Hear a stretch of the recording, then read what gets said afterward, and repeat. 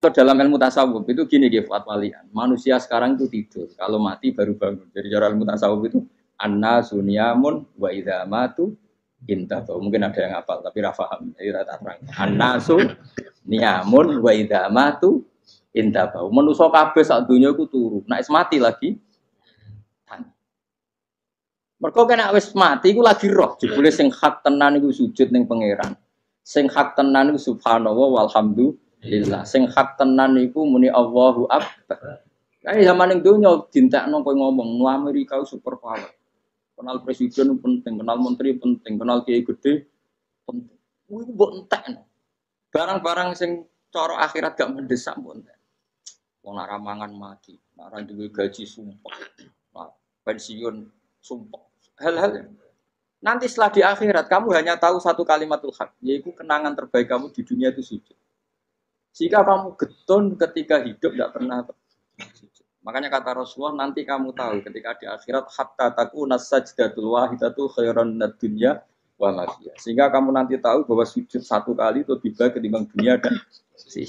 Karena ternyata setelah kamu di akhirat yang layak jadi poin kamu hidup di dunia itu hanya apa? Sujud.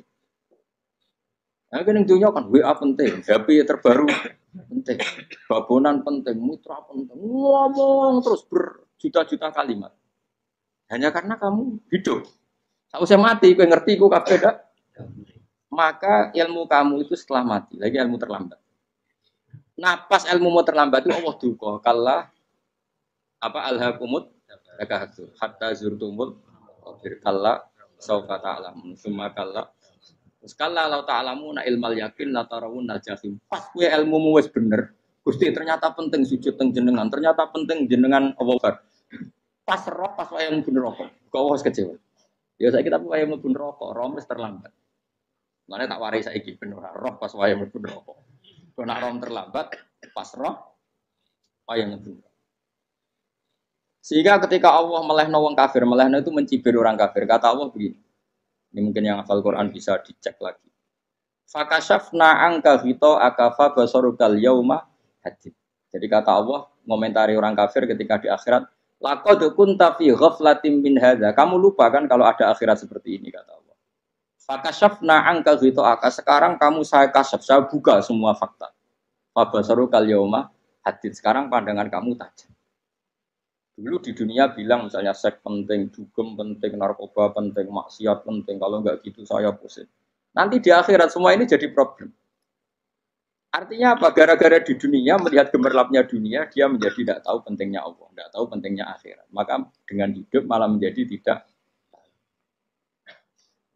Maka untuk menjadi tidak tahu itu sebabnya dua. Makanya polling 01 dan 02 sama benarnya.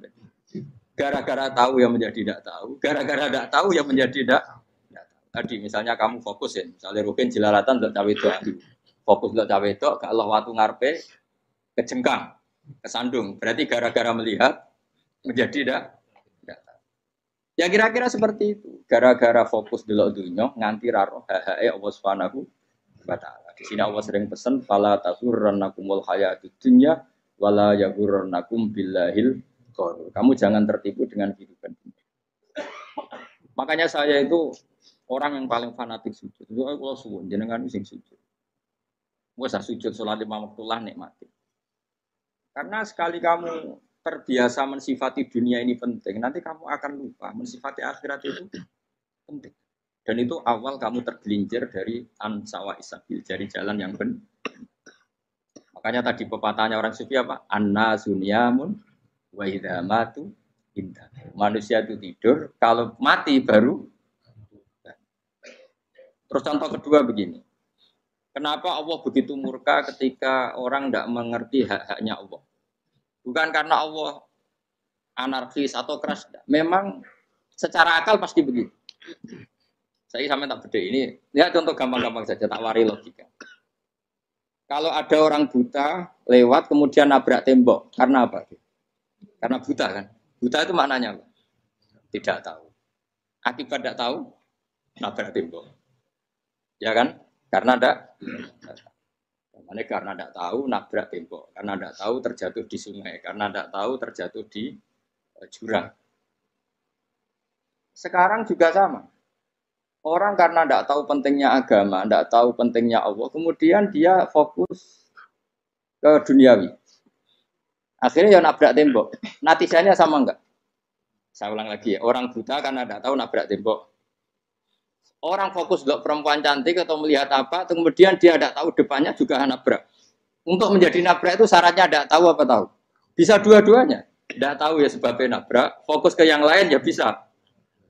Maka tidak tahu ya sebab nabrak, fokus ke yang lain juga sebab.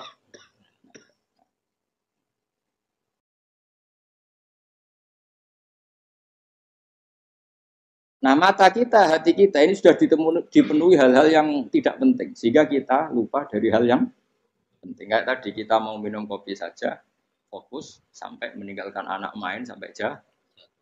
Berarti minum kopi sebenarnya tidak satu kebodohan. Tapi ketika membiarkan anak kecil jatuh itu adalah kebodohan. Sebetulnya makan, menikmati dunia itu tidak kebodohan. Tapi ketika Anda melupakan Allah itu menjadi satu apa? Kebodohan. Ini disebut kamu jangan terlena oleh kehidupan apa? Dunia. Nah kenapa terlena? Itu kakean delok. Mulane Nabi ora tau delok dunia. Nabi, saya ini alat aja jadi wali, tapi bukan dimah. Kulon itu belum pernah delok. Saya pernah punya kakak wakil bupati, punya teman gubernur, teman gubernur banyak tuh. Kalau delok susu rawani, mereka khawatir seneng. Nabi itu pernah, Nabi itu jenenge manusia, pernah lewat gitu. Kemudian tonggo-tonggone Nabi kebetulan pas pulang bawa unta-unta banyak. Itu Nabi melihat mungkin 0, sekian detik. Itu dilori pangeran. La tamuddanna ainaika ila ma matta'na bihi azwajam minhum zahratal hayatid. Jadi misalnya koyo rogen misalnya delok wong numpak Alphard pejabat ono sing bukakno. Enak aja nak jadi wong ngene iki.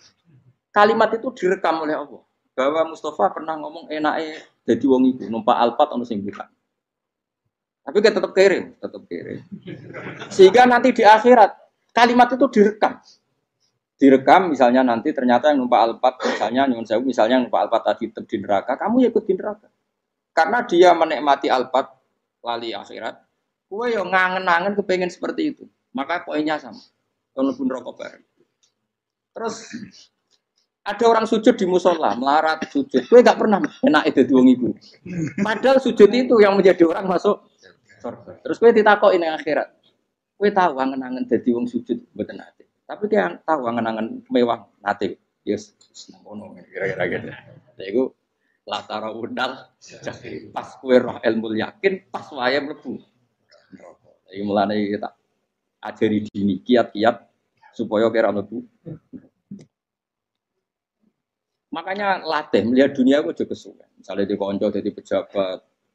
Kalau nanti di keluarga pejabat sampai sekarang pun saya sering punya teman. Buat nanti kalau melihat bahwa dia pejabat. Karena saya takut dosa. Saya melihat dia seorang mukmin yang sujud, yang sholat. Saya bodoh sekali kalau melihat dia pejabat. Karena itu tidak ada artinya di akhirat. Saya sampai sekarang yang saya melihat presiden orang yang mukmin, sehingga saya harus hormat. Saya melihat bupati orang yang mukmin, sehingga saya harus hormat. Melihat sampean ini wong sing mukmin, malah gue jalanan barang ini sudah mukmin plus. Jadi rasa tiga kartu pinter gue jalanan. Jalanan budal bisa gaya bisa. Budal itu rano mana nih? Oh anu kagak wong bisa mau coba kitabku. Just lah. Jadi saya ulang lagi. Makanya saya itu nanti kalau sampean alim sudah kayak saya, itu pasti nggak kagum sama sahabat. Sahabat itu, apalagi Rasulullah ya tentu. Sahabat dulu aja yang gampang ditiru. Sayyidina Umar ketika ditusuk oleh siapa Abu Lulu siapa Al-Majusi. Abu Lulu itu seorang Majusi. Dan Umar itu orang pendendam.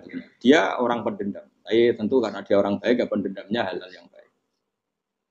Coba kalau kamu ditusuk orang itu dendam nggak? Kira-kira sebagai manusia kan dendam. Itu tanyanya begini sama yang ya taruh sekarang orang dekatnya. Yang bunuh saya tadi siapa? Itu Abu Lulu Al-Majusi, Gulamul Mughirah. Dia budaknya Mughirah. Majusi, iya ya Umar. Dia sudah mau mati. Itu ngetikan gini, sama siapa alteknya? Alhamdulillahilladzi lam yaj'al maniyati biyadi rajulin sajadalaka sajdah. Yuhajuni biya yaumal qiyamah. Ya Allah, terima kasih sekali ya Allah. Engkau mentakdirkan saya dibunuh oleh orang yang enggak pernah sujud. Kalau saja dia pernah sujud, maka dia berhak menuntut saya